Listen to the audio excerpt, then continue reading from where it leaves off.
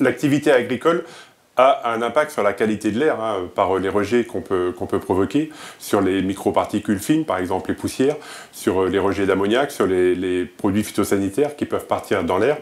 Et donc pour nous, Monde Agricole, c'est un intérêt majeur puisqu'il nous faut réduire cet impact. Pour cela, on va travailler avec différents partenaires, dont Atmo et ses ASCA par exemple, d'autres partenaires de la recherche, pour essayer de comprendre les mécanismes qui amènent à ces rejets dans l'air, et ensuite pour orienter le monde agricole vers des pratiques qui permettraient justement de minimiser ou de rendre plus faibles ces rejets dans l'air.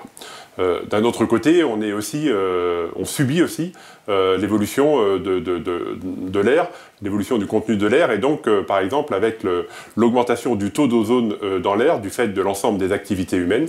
on sait que cette augmentation a un impact sur la production agricole et entre autres sur la production végétale. Il nous faut aussi mesurer cet impact, dans quelle situation l'impact peut être le plus fort, dans la durée, dans les évolutions à venir, si l'impact est vraiment de plus en plus fort, et déjà prévenir, informer le monde agricole des conséquences que cela peut avoir. Le réseau des chambres d'agriculture, on s'est complètement